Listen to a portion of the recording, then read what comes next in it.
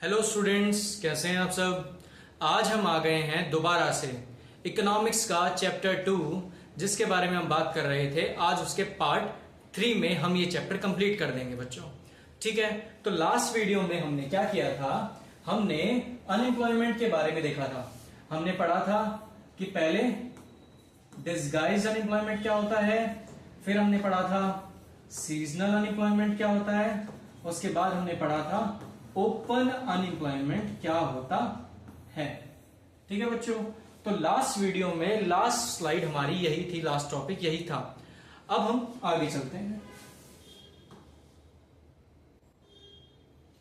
Next है हमारा, हमने क्या कर लिया बच्चों, नेचर ऑफ एक्टिविटी हमने देख ली है।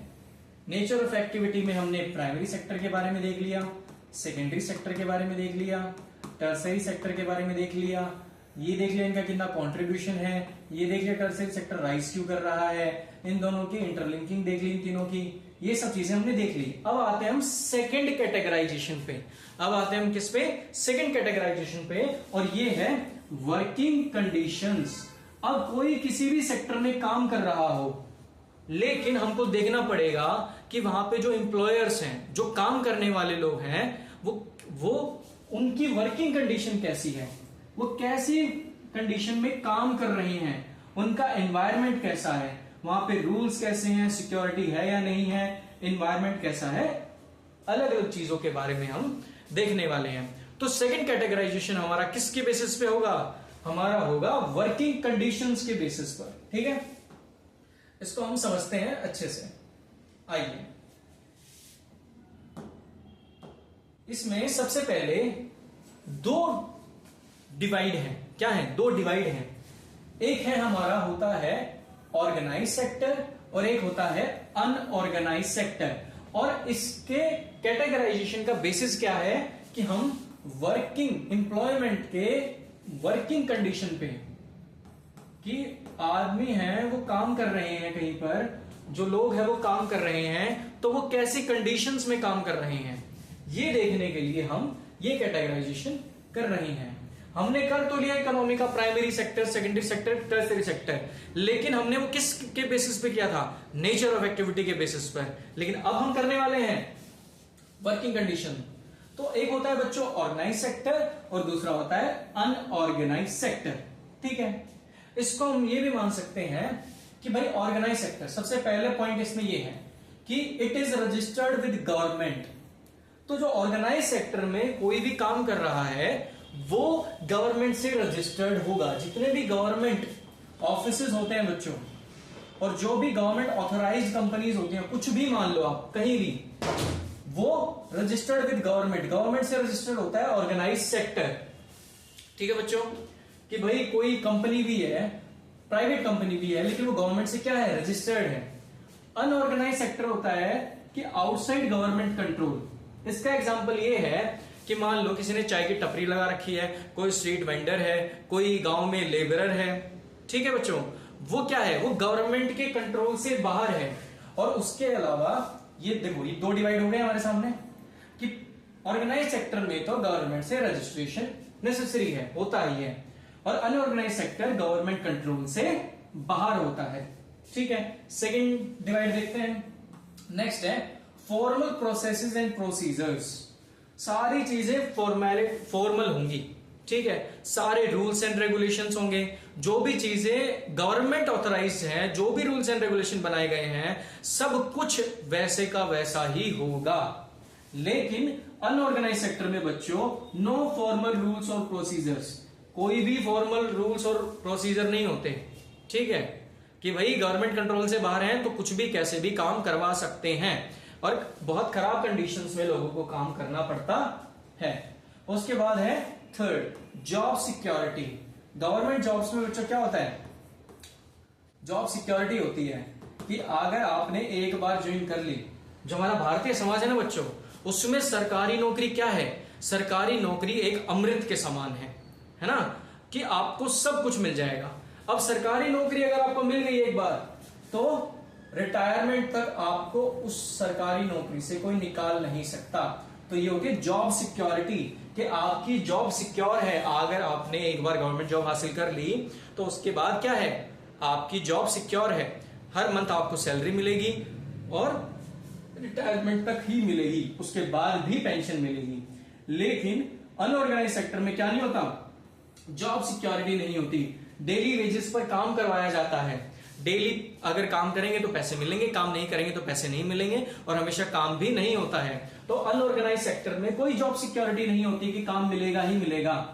ठीक है बच्चों, अब यहां देख लो, ऑर्गेनाइज सेक्टर में पेड लीव मिलती है। ऑर्गेनाइज सेक्टर में अगर आप गवर्नमेंट जॉब में हैं तो अगर आप छुट्टी भी करते हैं उसके भी आपको पैसे मिलते हैं। ठीक है, पेड लीव, कुछ आपकी पेड लीव होती है जो गवर्नमेंट आपको प्रोवाइड करती है। इमरजेंसी में अगर आपने पेड लीव ले ली है, इसका मतलब ये है कि आपने छुट्टी कर ली, आप काम पे नहीं गए, लेकिन उस दिन की सैलरी आप तक पहुंचेगी, आपको मिलेगी। और प्रोविडेंट फंड भी मिलता है कि भाई कुछ पैसा एम्प्लॉयर जोड़ता है और कुछ जो काम करने वाला जोड़ता है, और वो सब एंड में किसको मिलता है, जो काम करता है। लेकिन ये भी प्रोविडेंट फंड होता है। लेकिन यहां पर अनऑर्गेनाइज सेक्टर में कोई पेड लीव नहीं होती। काम पे गए हो, काम किया है तो पैसा मिलेगा, काम नहीं किया तो पैसा नहीं मिलेगा, और कोई हेल्थ बेनिफिट्स नहीं होते, कोई इंश्योरेंसेस वगैरह नहीं होते। जबकि गवर्नमेंट सेक्टर में सब होता है। गवर्नमेंट सेक्टर में आपको हेल्थ इंश्योरेंस मिलता है, प्रोविडेंट फंड मिलता है, उसके अलावा आपको हर मंथ फिक्स सैलरी मिलती है, आपके प्रमोशंस होते हैं, रूल्स एंड रेगुलेशंस के हिसाब से चलते हैं, और रिटायरमेंट तक आप हमेशा अच्छे तरीके से रह सकते हैं।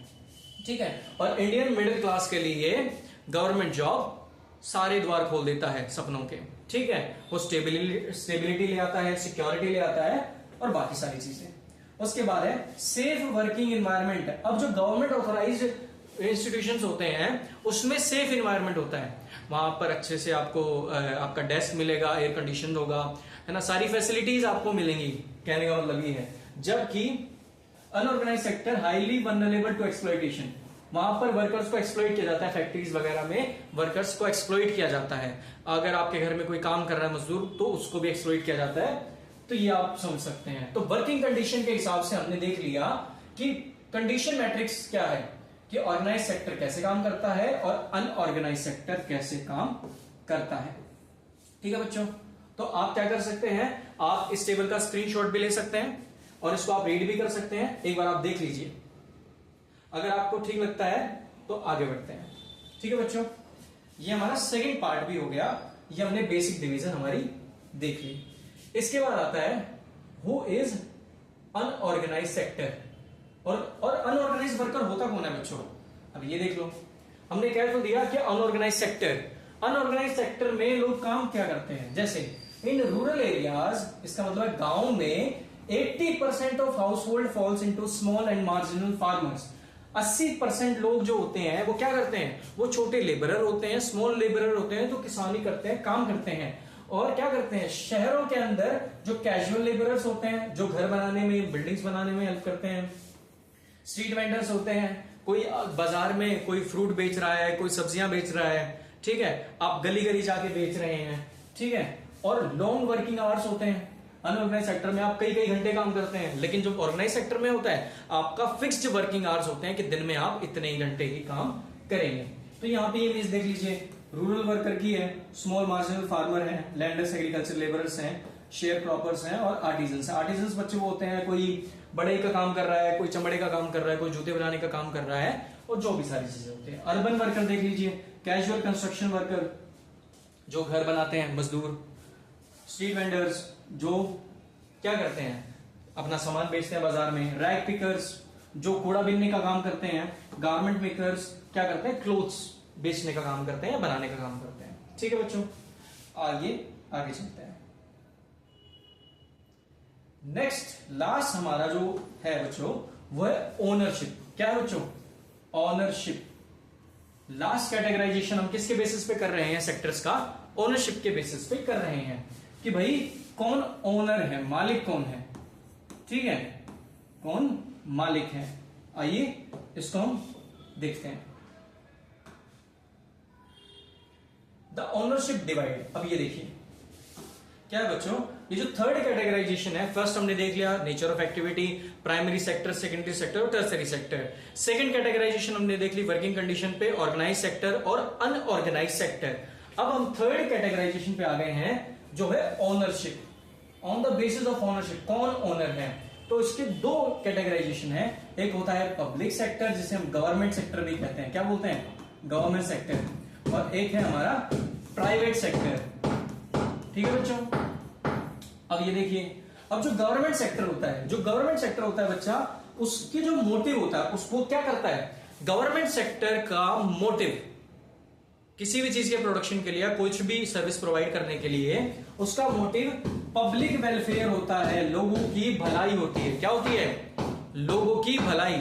जबकि प्राइवेट सेक्टर, तो प्राइवेट कंपनीज होती हैं, प्राइवेट लोग होते हैं, जो उसका मोटिव सिर्फ और सिर्फ क्या होता है? प्रॉफिट को अर्न करना।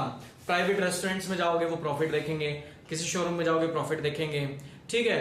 लेकिन अगर आप गवर्नमेंट ऑथराइज जगहों पे जा रहे हैं, इसका एग्जांपल देख लीजिए पब्लिक सेक्टर का, जैसे रेलवेज का कभी भी मोटिव क्या नहीं होता?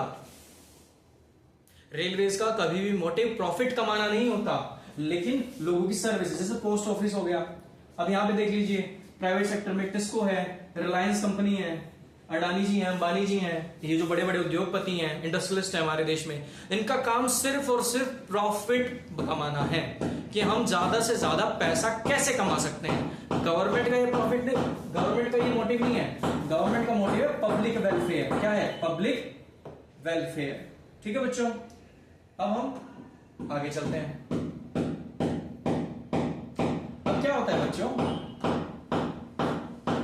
मैंने बताया था कि स्टार्टिंग में जो कुछ सर्विसेज हैं, क्या हैं?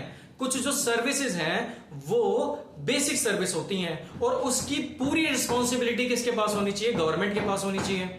मैंने यही बताया था। तो इसमें यही बता रखा है बच्चों कि गवर्नमेंट को बैलेंस बना के चलना पड़ता है, कि उनको हैवी इंफ्रास्ट्रक्चर भी बनाना है, ब्रिजेस भी बनाने हैं, डैम्स भी बनाने हैं, रोड्स भी बनाने हैं, हाईवेज भी बनाने हैं, लेकिन साथ ही साथ ह्यूमन कैपिटल फॉर्मेशन भी करना है उनको सिटीजन्स को एजुकेटेड बनाना है, हेल्दी बनाना है और नॉलेजेबल बनाना है। तो गवर्नमेंट को बैलेंस करके चलना पड़ता है। क्या करना पड़ता है? बैलेंस करके चलना पड़ता है।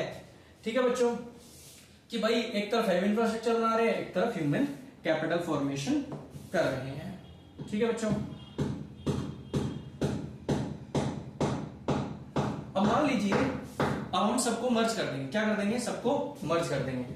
अब ये जो कैटेगराइजेशन है बच्चों, primary sector, tertiary sector, secondary sector, उसके अलावा ऑर्गेनाइज सेक्टर, अनऑर्गेनाइज सेक्टर, उसके अलावा प्राइवेट सेक्टर, पब्लिक सेक्टर, ये सब सेपरेटली काम नहीं करता, ये एक ही साथ काम करता है। कि मान लीजिए एक बंदा है और ये क्या कर रहा है? खाना बेच रहा है। अब ये बंदा क्या कर रहा है? सर्विस प्रोवाइड कर रहा है, तो ये टर्सरी सेक्टर के अंदर आएगा। लेकिन साथ साथ ये अनऑर्गेनाइज सेक्टर में काम कर रहा है, कोई जॉब सिक्योरिटी नहीं है, बस एक रेस्टोरेंट में क्या कर रहा है? खाना बना रहा है, एज अ शेफ बेच रहा है खाना, या फिर अपनी रेडी पे क्या कर रहा है? कार्ड पे सामान बेच रहा है, तो ये अनऑर्गेनाइज सेक्टर में आ गया। और इसका मालिक यही है, प्राइवेट है। इसका मकसद क्या है? सिर्फ और सिर्फ क्या होगा? कि ज्यादा से ज्यादा प्रॉफिट बना सके। तो ये एक साथ ही ये कैटेगरीज काम करती हैं। आया समझ में? ठीक है।